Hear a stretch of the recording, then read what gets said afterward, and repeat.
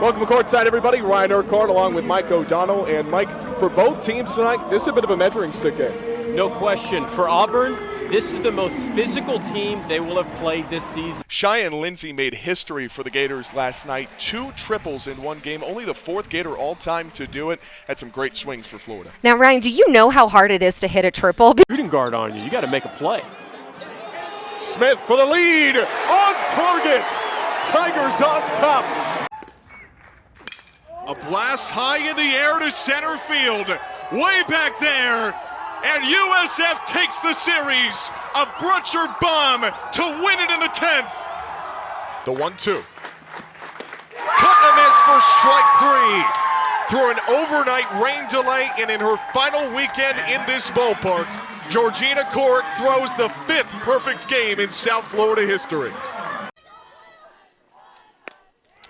Walsh drives it to right field. That's down. We'll bring it at least 2.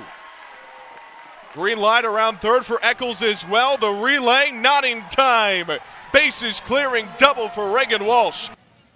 Payoff. Drives it back up the gun, and that'll escape into the outfield and score 2. Alex Powers makes it 4-0 USSSA. Link Center. Let's get it going between the Knights and the Bulls. And Marta Spinkovic starts the day with a kill right in front of the end line. Here's a look at her numbers, 2.49 ERA. She's been a nice compliment to Mancha this season because of the difference in styles. Yeah, she's going to throw a lot of drop and curve and screw. A little bit of rise ball, but you're going to see it most east and west and a little bit of down. She's from Spring Hill, Florida, not too far away from Tampa Bay. Was a top 100 player in the 2017 class, won 2 state titles.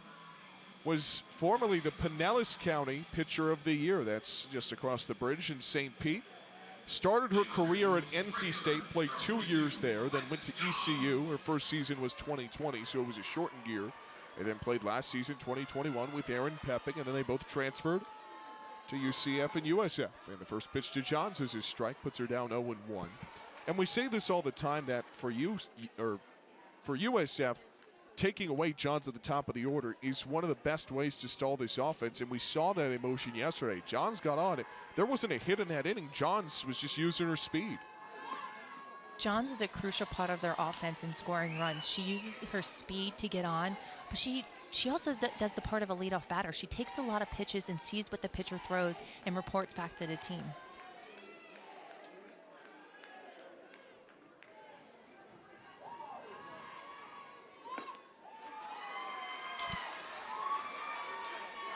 But just like with Pepping, Woodall needs to get ahead and throw strikes, spin her pitches, have the confidence. You already have a 2-run lead.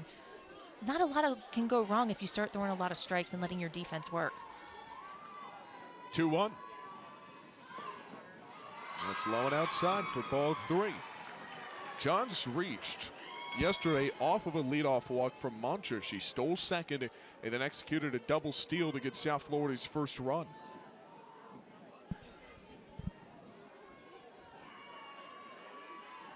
3-1. And Johns is going to be walked again. 5-pitch walk to Johns, and she is aboard. Not only do walks hurt you as a pitcher, but walking Johns as a leadoff is always going to hurt you. One thing that jumps out when you look at the team statistics for UCF is the walks allowed number. Now, offensively, they're the nation's leader in walks. But on the flip side of that, they do walk a lot of batters. And if you're USF, that's kind of an Achilles heel you can attack because this team does like to utilize small ball to score runs.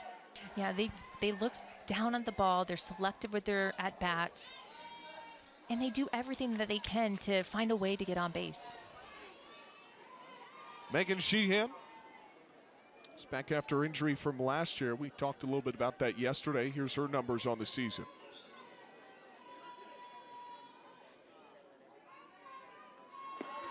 It's low and outside. Johns takes off. It's a good throw, but Johns is faster. Added to the total for Alexis Johns. She's getting close to the school record. Now she's in scoring position. And that's what happens when you lead off walk Johns. She's always going to get into scoring position with no outs and gives her team a good opportunity and just beats the throw all the way in. We chatted with Megan Sheehan the other day coming into this week, and Asked her, what's it like having Alexis Johns in front of you? She said, well, I come to the plate knowing, all right, I'm going to have Johns at second. So it's basically like an automatic double for her every time she comes to plate when she's in this 2 spot. It is, and you have essentially a runner on second with no outs, and you have Sheehan up to bat. So anything that she can do to have a productive out or even get a hit moves the runner over and has Johns on third with 1 out.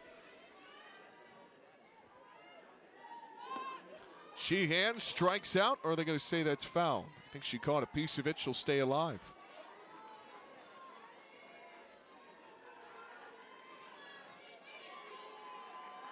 Just caught enough of the ball to stay up at the plate in this moment. Don't need it all here. They can do what they did yesterday and just move the runner. High chopper back to the circle. That hangs in the air. The throw to first is in time, but just like we said, that moves the runner. It's productive. Only 1 out, and Johns is on the doorstep. And that's what you want to do as USF, and that's what they didn't do yesterday. They weren't productive with their outs. They didn't have quality at bats. They didn't move the runner around. They didn't see the pitches. They were getting a lot of strikeouts and swinging at bad pitches. So it's good to see that they've made some adjustment in taking quality at bats and putting the ball in play. Josie Foreman will step to the plate for South Florida, who's been the team's best home run hitter to this point in the season. Foreman is sophomore out of West Palm Beach, Florida.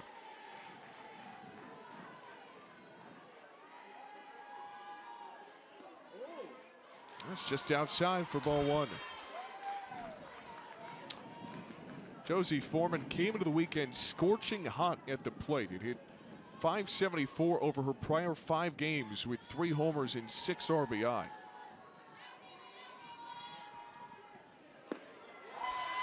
And yesterday for South Florida just didn't have that same luck. Was 0 for 3 with a looking strikeout against Mancha. And with Josie's power, all she's looking to do, it'd be nice to have a home run type the ball game, but if she hits anything to the outfield, and it looks like in left field with the sun and how bad it is, she could get tripped up out there. 2-0. Foreman grounds it to short. They'll look at third, take the out at first, throw back home, trying to get the double play, and Johns is safe. Johns once again using her wheels, gets South Florida on the board in the home first, and that's exactly the response that USF needed. And that is just textbook Johns. And great play by Foreman, just putting the ball in play and letting Johns use her speed to score. Because anything in the infield, Johns can beat out. Most outs are productive when you got 42 on the base paths than it is there, so South Florida gets a run back. They trail by 1. Upon first pitch swinging. And that's a good response for South Florida's offense to come back, giving up that home run and coming back and scoring a run for your pitcher. It's Foreman's 19th RBI of the season. It's not very often you ground out to the shortstop and get an RBI, but again, Alexis Johns is Alexis Johns.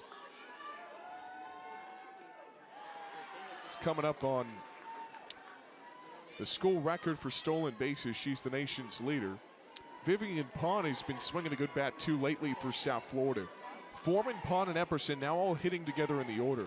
That group came into the weekend as the best trio on this team in hitting. Pond drives it to left field, and this is going to softly land into Bejarano's glove to retire the side. Alexis Johns using her speed to get South Florida on the board. A ground out RBI for Foreman, and it's 2-1 going to the second.